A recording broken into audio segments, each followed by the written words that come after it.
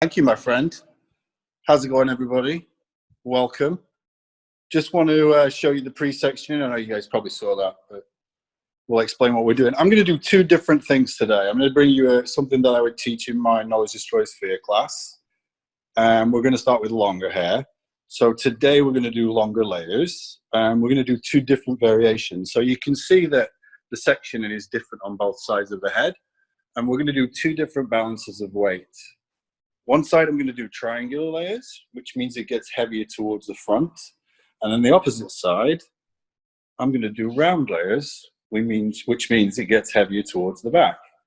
So we can see the difference, and I can explain the what, the why, the how, the when, and the what if around layering.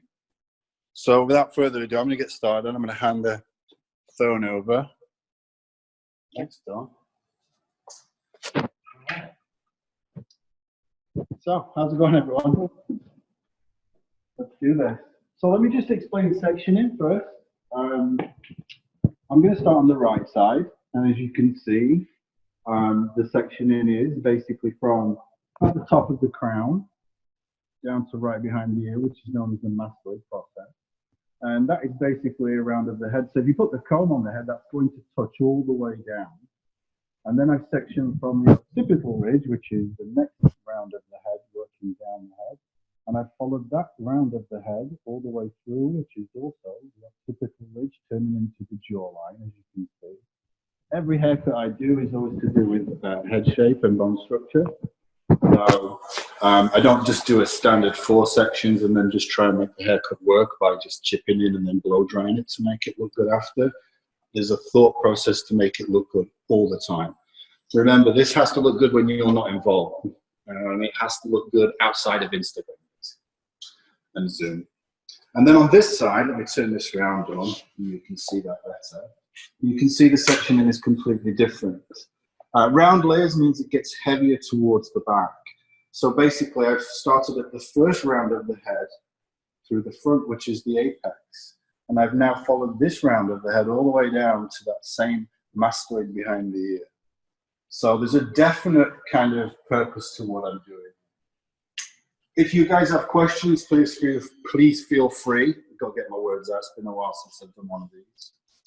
But I'm pretty much going to hit the what, the why, the how, the when, and the what if of pretty much everything to do with this haircut, or both haircuts.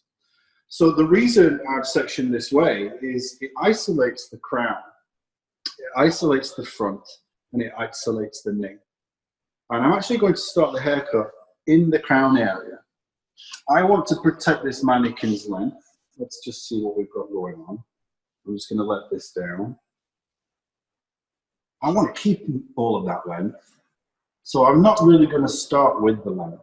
If I start with the length, then it limits what I can do on the inside. If I start with the layer, I can go to the length however I want to. So I can eliminate the weight first and work to the length, instead of starting and creating a solid outline and then having to use that as the guide to work through, so as to protect that line. It's not a bob, it's already broken up, it's past the shoulders. So I want it to be softer on those edges. If I put a solid line in there, guys, basically what that means is the haircut will now swing back and forth. Layers actually bounce if you let them. So if I leave the outline soft, I'm going to get that bounce and that softness to it. So that's why I'm doing it that way. Obviously, this starting on the inside, you're starting with the layers, so it's perfect for those clients that think that, you know, layers come in 1s and 2s. You know, that I want one layer here, then the 3rd and 4th or whatever. I can actually start with that, and I can establish that first. So this is where we're going to start the haircut. Just going to put a little moisture in there, using some water. And we're going to work, obviously, with vertical sections. The vertical section will always have a tendency to remove weight. Horizontal sections have a tendency to build weight. So we're starting with vertical. And the size of this section is very important because, remember, the head is curved. It's round. So if my section size is too big, when I pull that section into this tiny crack in my fingers, then it over-directs into the middle of itself. And what that does, guys, is it creates a bunch of corners all the way through. And corners don't disappear when you cut them off. Watch this. See this corner right here? Look, I'm going to cut that off. And now I've got 2 corners. And as 2 corners become 4 corners, and so on and so on. Corners make your haircut look lumpy. They stop it from being fluid. They stop the suitability from happening. So the size of my section is about the width of my finger. It's the thickness of one of the fingers that holds the hair. And that would change with each person because it's you controlling the haircut. So one of the things I have to think about now is I'm obviously going to cut the hair with elevation. That's how we layer. We work at 90 degrees or we lift it higher than that. Or we use finger angle to achieve it. So I'm actually going to use my fingers to cut the hair. I'm going to hold the hair in my fingers. And when I do that, there's 2 possibilities. Come over here, Doc. Look at this view.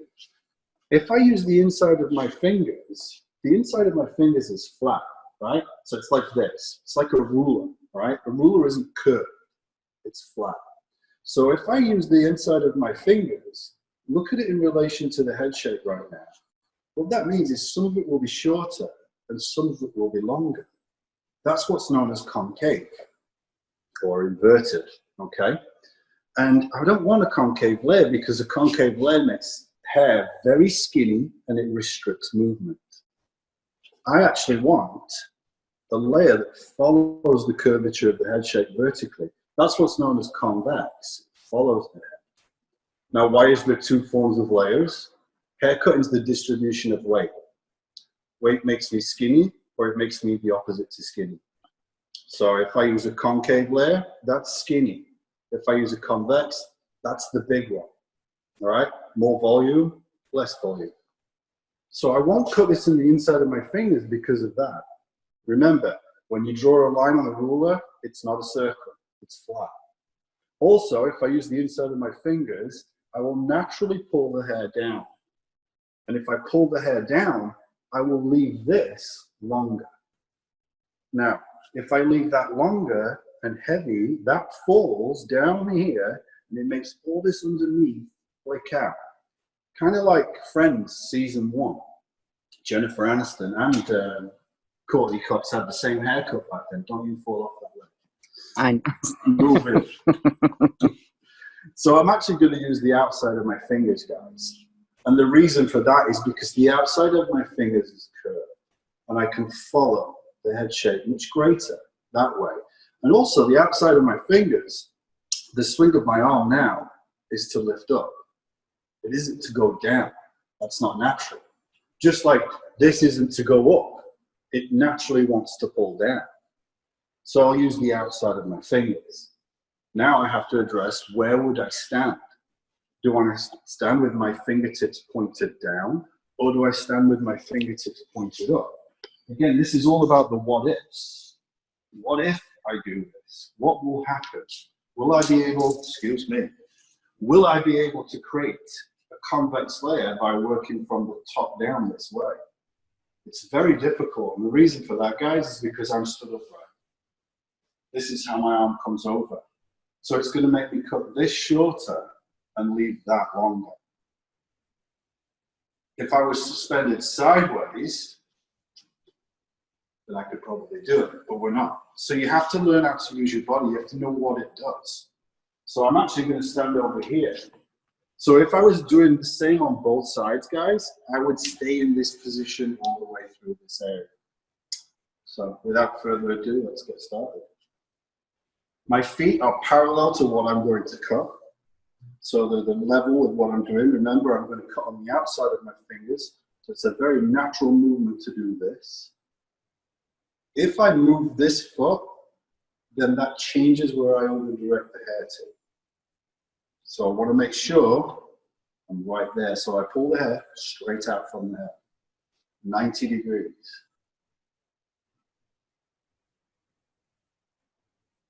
Got a bit longer than the average cone. We are going to use this mannequin tomorrow. So I'm not going to go super short with these layers. And I'm actually following the head shape. If I cut a flat line like that, I leave all that weight. That weight's what you're doing afterwards, trying to get rid of it. I'd rather build the house perfectly first instead of realizing I messed the roof up afterwards. So now I'm moving all the way through, making sure everything is 90 degrees straight out from the head. And I can take care of that excess weight because of that lower elevation right there. How's everyone doing, all right? Again, if you have questions, send them all the way to Willie. He'll ask them. So now I can see my layers falling through. Now I'm going to move to my next section. And that is the same, it's parallel. Making sure that the underneath is out of the way nice and clean.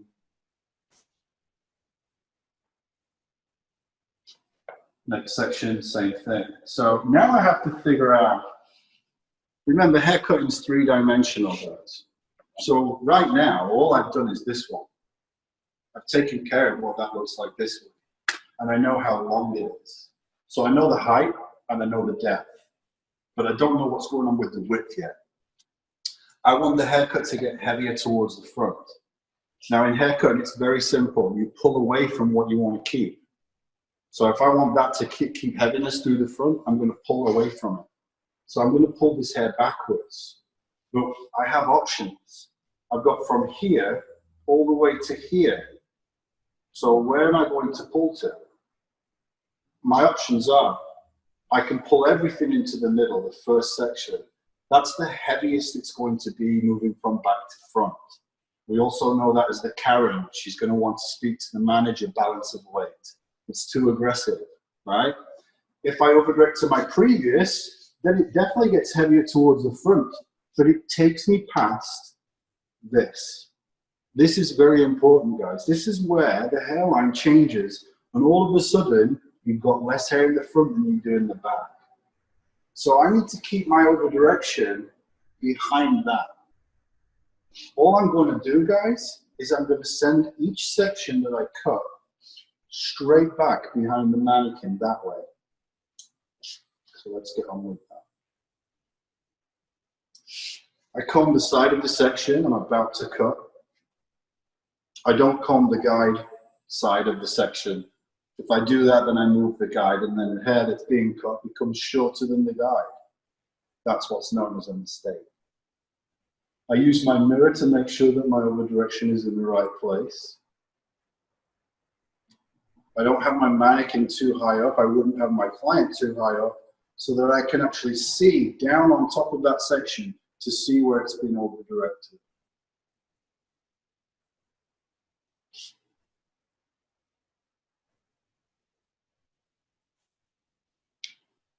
All right.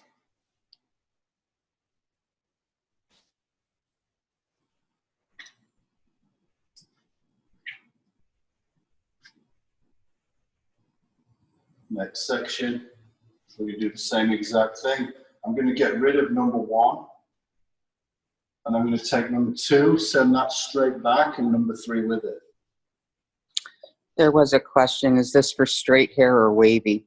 This is for both straight and wavy hair. You could even do this on curly hair.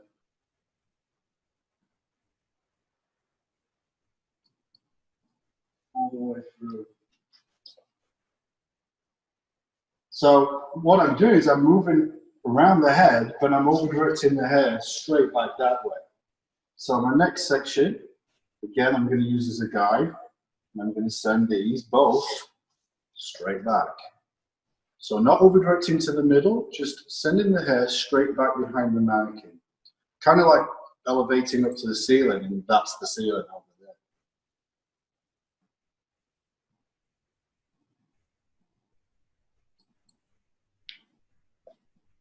Now that I've reached the natural round of the head, this corner right here, this is the side. So I can actually just condense these last few sections and bring them back.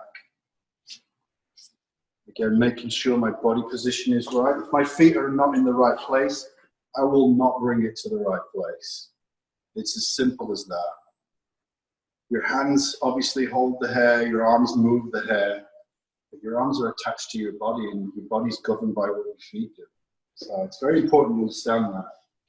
you stood in a place that you don't know, then probably it will end up wrong. So I can see my layers descending towards the front. That's from me pulling the hair backwards. So just a quick cross check. And then we can move into the next area. How's it going, Willie? Looks great. Good, man. So cross-checking. Cross-checking is one of those areas where you probably might make a mistake, and that's because you cross-check in the wrong spot. Now, based on what I just did, most people will take the opposite angle of section because that's what you do when you cross-check. What you're trying to do is you're checking your movement. I know what my cutting line looks like. I did that. And then I moved the hair backwards. So I'm checking this. I'm checking horizontal. Now, what most people will do is because I pull the hair straight back, they'll do the same thing. They'll just pull this straight back. And then we'll look at this line, and that line's not really to my standard. It doesn't look clean, does it? So if I go in there now and I clean that up, I've now cross-cut. I've not cross-checked. I've now cut a massive hole in the haircut that I've just done. See, I didn't cut this down here. This was cut at 90. So it's up here. All I'm doing is I'm slicing the pie the opposite way and bring it to the same spot. And that's much better. So once we've done this, then we'll move on to the underneath. You can see the little ribbons in the hair. All right, so let's connect through to this. DJ, when you did those first sections vertical, were you pulling all the hair, forgive me, when you grab the next section, are you grabbing all the sections with it or just grabbing each section, that section you're cutting and pulling it straight back? No, I'm using the previous section as my guide for each section until I get to the round of the head. And then all of these sections were joined into this one of the round. It's just like when you elevate everything up to the ceiling, like that. But what I'm doing, you come over here, Dawn, is I'm sending all of these, go straight ahead back. I'm sending all of these straight back. Nothing's going into the middle. So I use the previous for each section until I get to the round, and then I just join that into it. Again, it's just like lifting everything up to the ceiling. But that's the ceiling. All right. So now I'm going to connect this into this. Now, if I stand in the same place, it means I will work, again, with my fingertips pointed down, but now I'll work from the length up to the layer. If I do that, I'll probably cut the length shorter than I want it to be. And then when I connect to that layer, I'll either create this kind of corner or that kind of corner. So there's no fluidity or blend to it. And then afterwards, trying to get rid of it, making it look like cutting and shredding it off. I want to make it perfect. I don't want it shredded. So I'll actually switch positions. I'm going to do this bit. Okay. Make sure she's. And now what happens is I work from the layer to the length. Now remember, I want to protect all of this length. And I started that layer long enough knowing that not much of this would be cut. If anything, the length stays. See, that's my length right there. And those are my layers on the inside. So it's not a great deal. Now, if she did have longer hair, if she had extensions, and she wanted to protect that length, all I would do is move the elbow higher. Remember, understand what the swing of the arm does for you to control it. Just like when you would cut the top, guys, like this, short to long. This is the same position, but on this part of the head. So let's do this. Once you realize that the front part of the head shape is pretty much identical, this part is identical to this, it makes cutting hair so much easier. If you don't know the landscape, you're not going to be a very good architect. So fingertips pointed up, palm facing me, not the head. The palm faces the head, it pushes me over and I'm not in control anymore. So I actually do this one. Forgive me if you think I'm being rude. And all I do is just connect. And again, there's not much because I'm protecting her length. So if her hair was longer, I would just lift my elbow. I'm sending the hair in the same direction as what we did with the crown. It's the same shape. So I'm sending it straight back to that mirror behind the mannequin.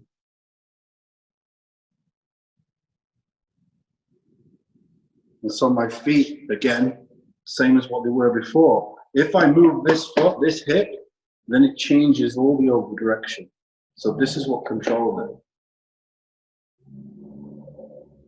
And I continue to work through all the way from occipital down to the mid. And obviously there's not much to connect because we're protecting them.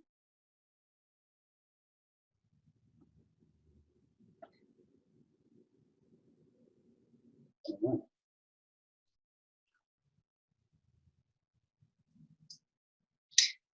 Back over here.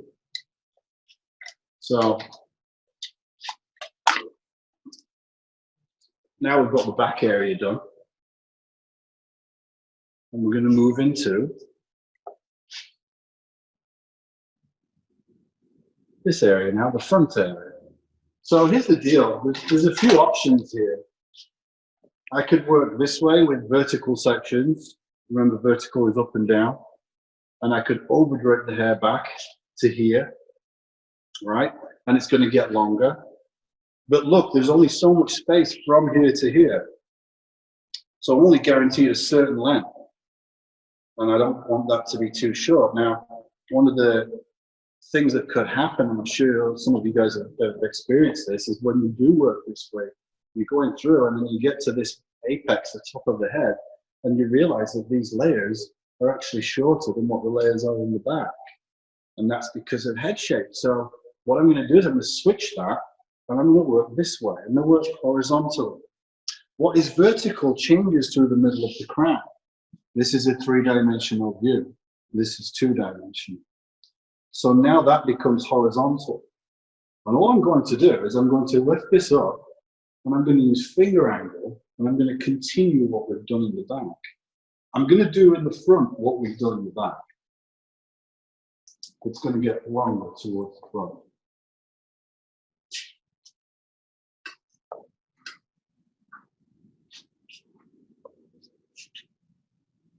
Right.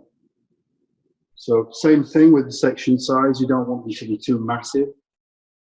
Condensed cutting only works when you have a stationary guideline.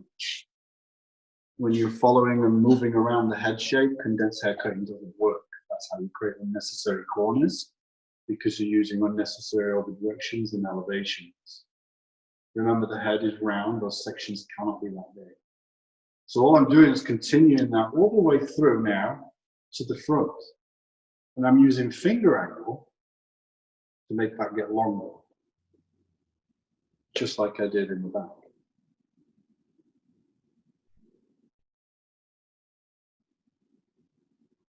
Now, this can be quite a tricky area when it comes to not being able to reach it. So then we see people do this, right? We loosen this. Now, tension when it comes to hair cutting with your hands is the most important thing. And this is not possible to be locked. This is an organic material just like you are. For this to be locked, you'd have to be some machine in a factory, right? Using air and pneumatic air pressure. So to kind of get around the not being able to reach it and drop in the hair, don't make it all about the elbow. If you make it about the elbow, that's it. I can't go any longer than that. And, you know, regardless of me dropping the mannequin, if this was a client, I wouldn't really want her to scoot forward in the chair. I want her to be as comfortable as possible. So instead of making it all about the elbow, because you're going to reach your limit there, I'm 6 foot tall and that's my limit. Make it about finger angle. Drop the elbow. See guys, if I drop the elbow and make it about finger angle, this was my limit before, right? Look, we could go even higher. And I could still cut them. So just a little kind of hack on elevation there. Anything that you see me do today, guys, this is a portion of my Knowledge Destroy Sphere class, which is a 1, 2, 3 day class, where we go through literally everything to do with what, why, how, when, and what if in precision haircutting. That class is actually a prize today. We have a video version of it. It includes 11 tutorials. There's about 5 different camera angles. It's pretty cool. It's very extensive, but it's very easy to understand. I believe that Knowledge Destroys Fear. It shouldn't be this fear thing. It shouldn't be complex too much and too much technical language that we don't understand. So that's part of the prize today. So can you name the class again? The class is KDF 2, Knowledge Destroys Fear. .com. Yeah, and that's worth about $400.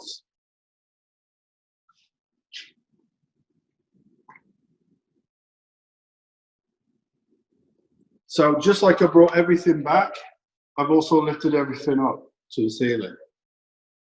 So when I cross-check through here, it matches the ceiling, just like it matched the wall in the back. So this is my triangular side. And I want to explain something before we move to the round. Is if we look at the outline, it's not defined, it's not solid. And there's a reason behind that. If I make this solid, which you could turn this into a lob very quickly, because that's what triangular layers is. It's got a lob. It's just medium length. This is longer length. So I could turn this into a lob very easy by just chopping right here. But it makes it all solid and all about the outline. Once you hit this, the shoulders, it's no longer a bob. A bob swings freely from back to front, so it needs to be above the shoulders. So solid outline works up here. As soon as you come down here, you want it softer. You can see nowadays how people wear it. They take the wand to it and the curling iron, and they get rid of that strong line, and they make it soft like so. So that's what I've chosen to go with. But not only that, the ultimate in suitability is understanding the hairline.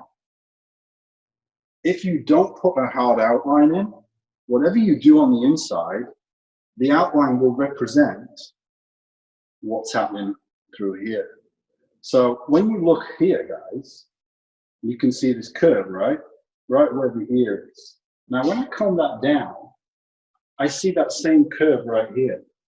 It's like almost like a gap, a curve. That's where the shoulder goes. So then you don't worry about what's in front of the shoulder. You don't worry what's behind the shoulder. It lives where it lives. It's suitable to head shape. That's why that's like that. It lives right above this. So it's like a wheel well for your shoulder. So to me, that's just working with suitability. If I wanted a solid outline, I could come in and put that in now if I wanted to. I could have started with that. Tomorrow, we're going to do something more like that. We're going to put a bob in, and then we're going to layer it, and we'll balance the side part in and turn it into a shag and all that good stuff. But today, we wanted to do longer and show some suitability on this kind of stuff. So doing a haircut where you don't start with the outline, you start with the inside. So triangular layering means that it gets heavier towards the front. Why would you ever do that? That's the big thing. There's got to be a reason. You don't just do it because it looks great. It's all to do with this. See, if I push the weight forward, it closes in. If I push the weight back, it opens in. So if your client has anything in their face that they don't want to show, then round layers is probably not a good idea, because you're opening the curtains, or the, what you guys call them, drapes, right? If we do triangular, then I close them. So it makes my face look leaner. So if we're pretty big in this area, probably don't do round layers. Number one rule I learned when I was at Vidal Sassoon: don't put round on round. That's the whole point of being a haircut, is being able to balance stuff like that. So we're going to move to round layering now, because round layering opens up the face. So now we want to show that perfect face shape. Maybe triangular is not for a perfect face shape. So that's why you would do one or the other, because that's what we do. Round opens up, triangular closes. All right, let's do this one. Want me to come over there? Or you're going to switch? No, we'll do it this way because Okay. the lights that are on this. All right. So, round layering. Round layering is probably the most common layered haircut.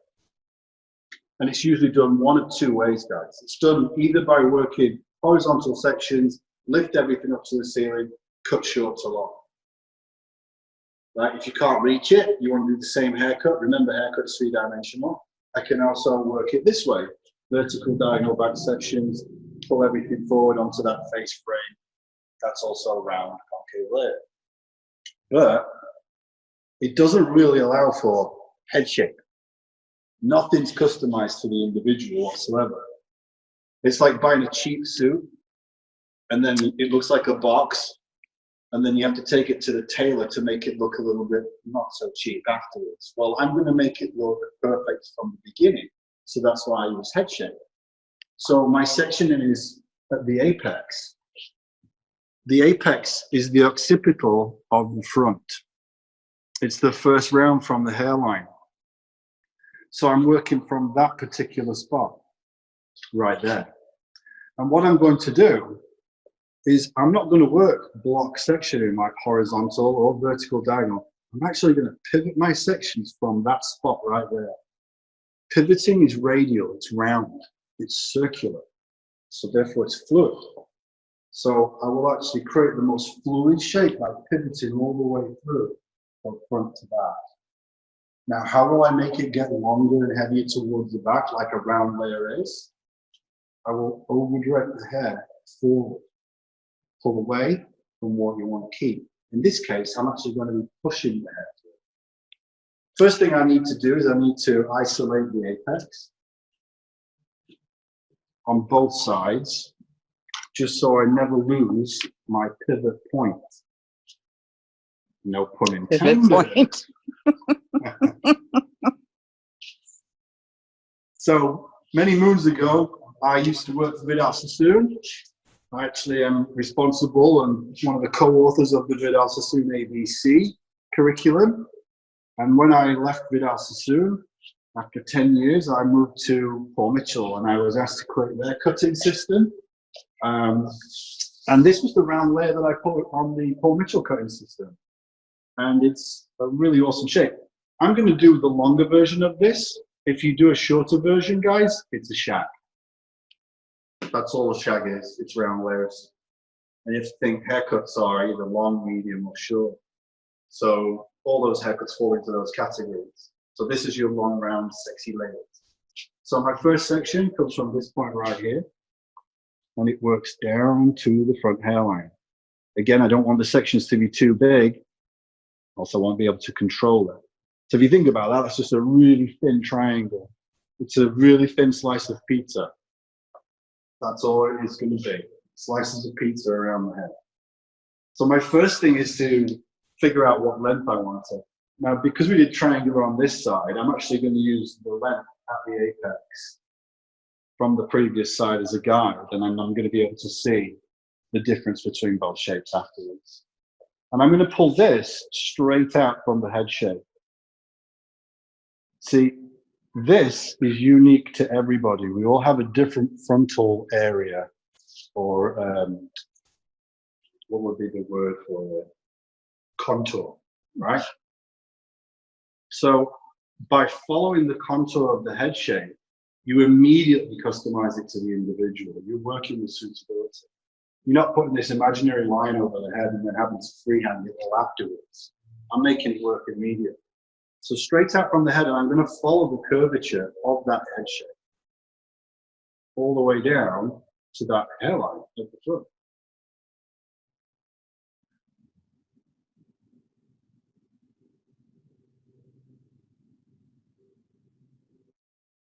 I know you comb with a purpose, so can you talk to us a little bit about the direction you comb?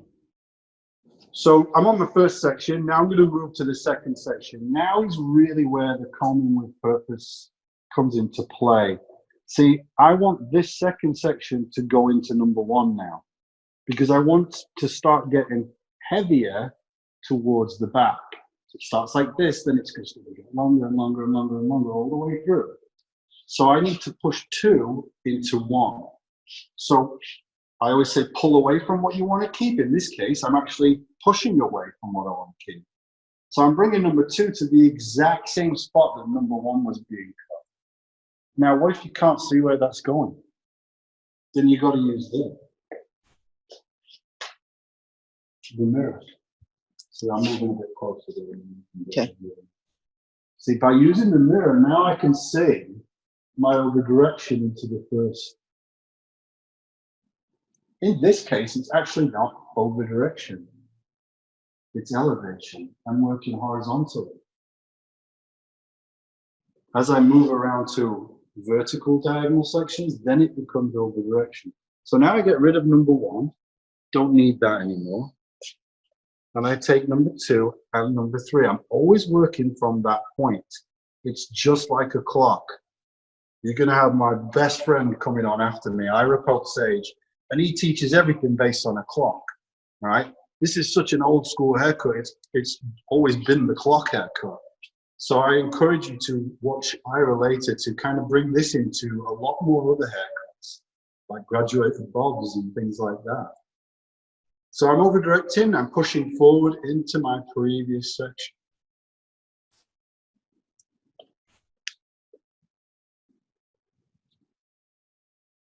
Get rid of number 1 and number 2. Now I've got number 3, and I'm going to pivot. And there's number 4. Come over here. Perfect, thanks. So now that goes forward into my previous section. So every section is being moved into the previous. That means I'm going to get heavier towards the back. Now I get a lot of questions about this. Why, if you follow the head shape and use no over direction, is that not round? It's head shape if you follow the head shape. It's not symmetrically round. Round drops off towards the back. So for me to do that, I need this to be shorter, this to be heavier. So I have to push the hair forward. If you don't want it to descend towards the back, don't use any over direction.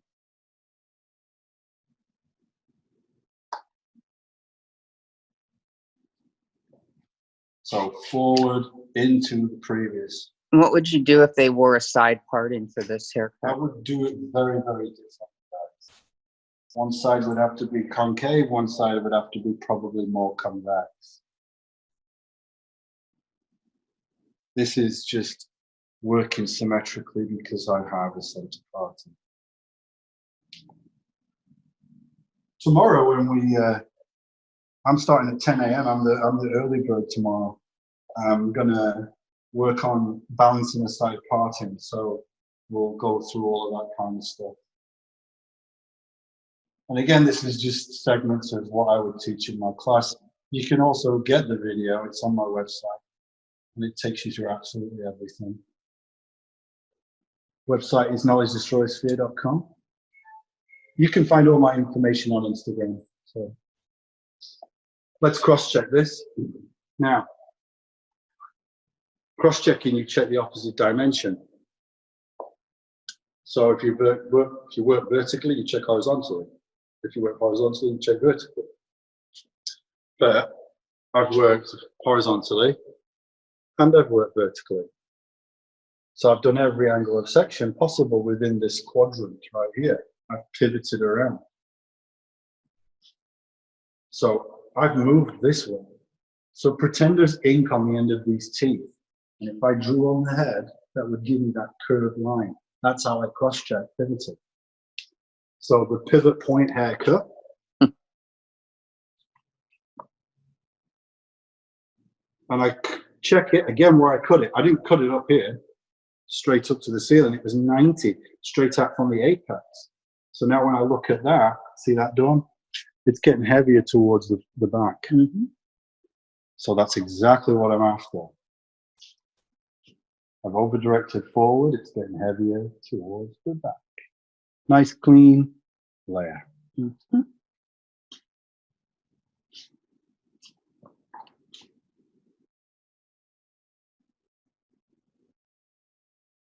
Yep. So good. So now we're going to move through into the back area.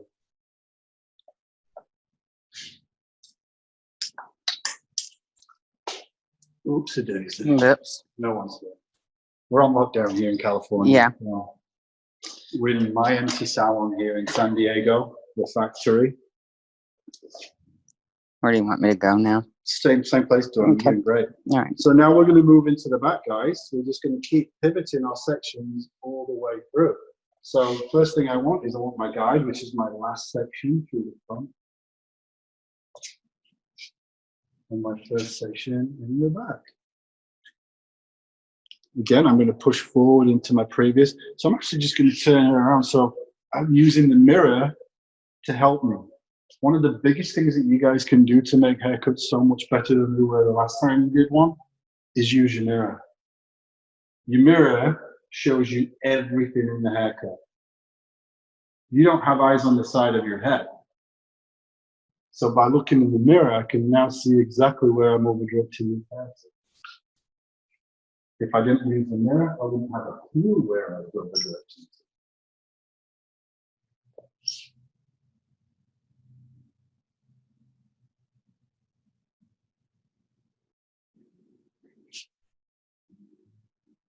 Staying clean. That's what keeps me sane. And it keeps the haircut organized.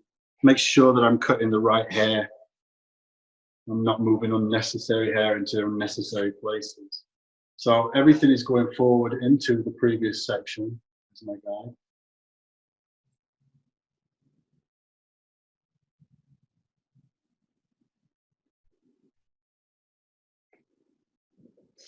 We'll just keep flowing all the way around. Again, make sure I just have my previous.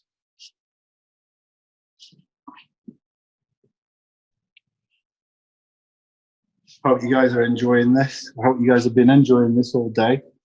There's a bunch more after me, so.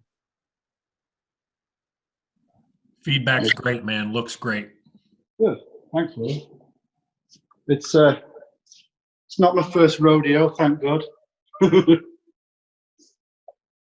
You participate in rodeos? Yeah, the haircutting rodeo. I used to work on Rodeo Drive, but Californians somehow call that Rodeo Drive. Of course. He only gets to do the haircutting rodeos because otherwise injury. Yeah, I'm not allowed to do any sports.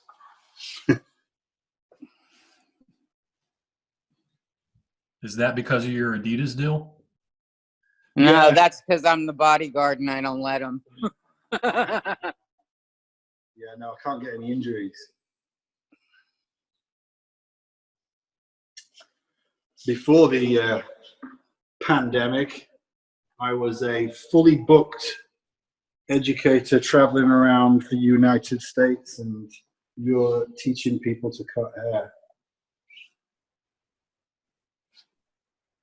And I feel now we're going to be teaching a lot more digitally. And that's why this is a really cool event that you guys are doing. It's good to be involved.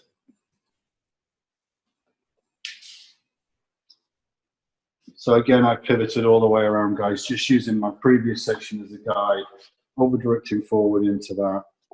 I'm on my last segment here, my last section. So I've actually pivoted around the haircut too. I'm stood here facing the mirror now. When I started this haircut, I was facing that way. So I've gone all the way around with it. I've moved with the haircut.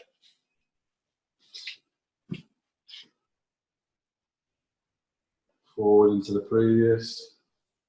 Constantly using my mirror.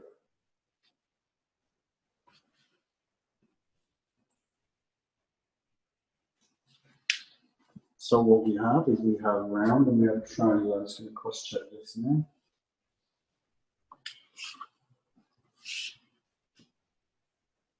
Getting heavier towards the back.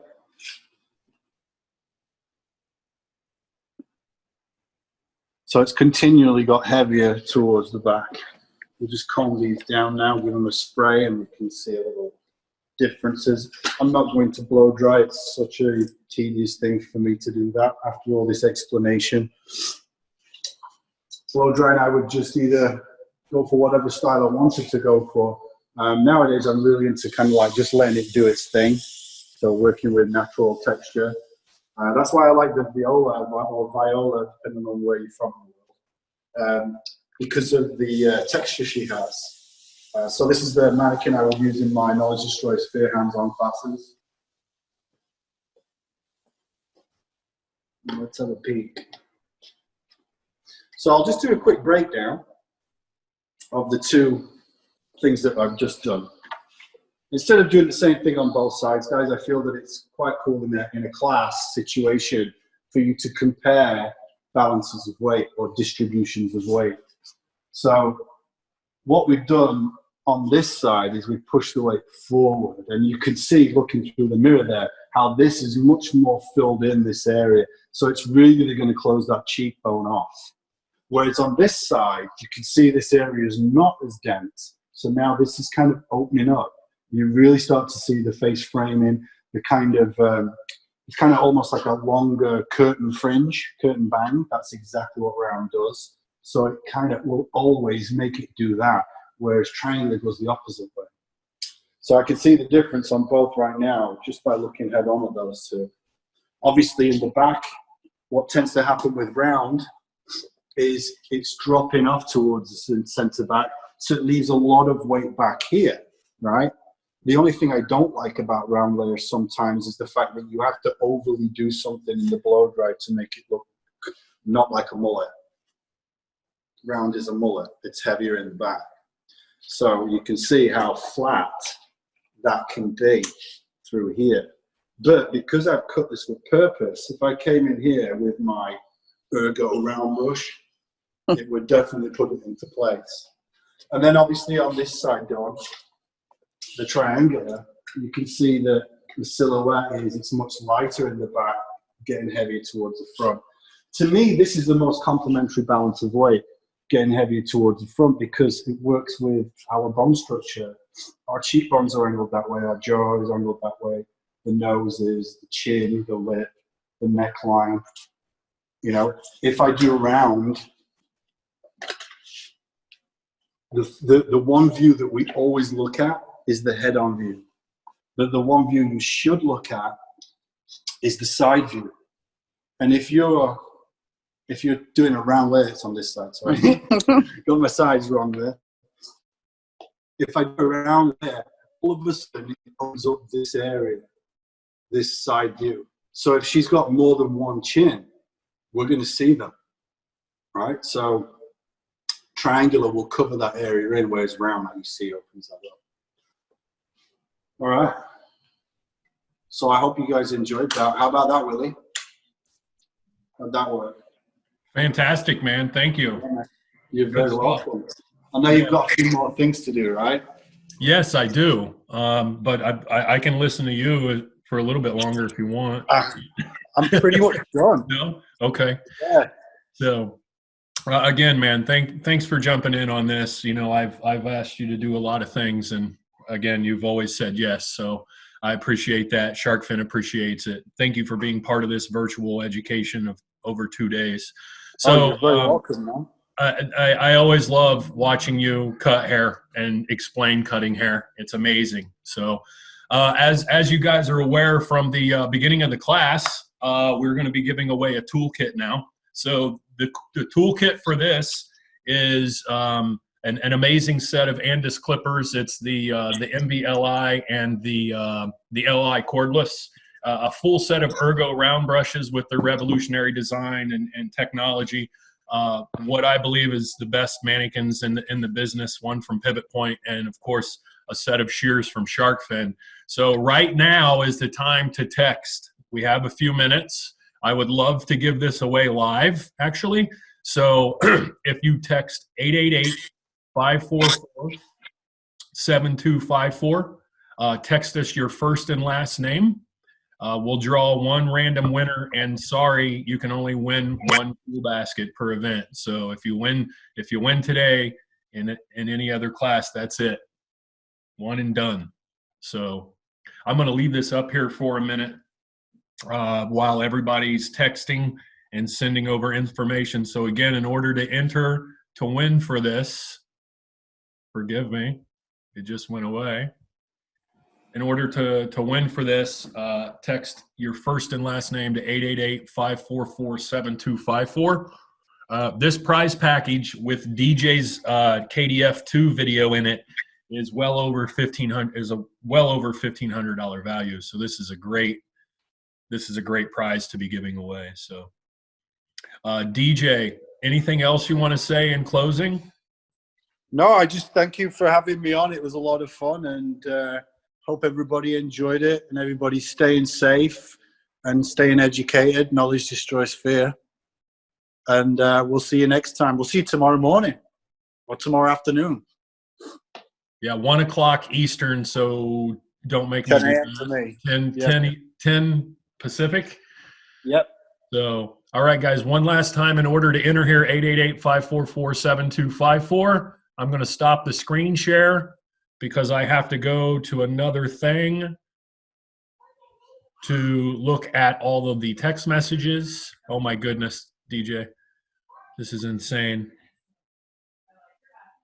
Hundreds. Can you guys hear me? Sure can. All right, perfect. That means you can hear my daughter in the background too. She's singing Frozen. And the winner is, get those text messages in, 888-544-7254. And we're done. And the winner is Aaron Duncan. Woohoo! Aaron Duncan, congratulations. We'll be reaching out to you to tell you how you can get your toolkit. Congratulations, Aaron. DJ, thank you. Dawn, thank you. Thanks a lot. Yeah, my pleasure, man. Great job, great feedback. I'll see you in the morning, bro. See you in the morning, guys. Thank you, everybody. Thanks for attending. See you soon. Bye. Bye-bye.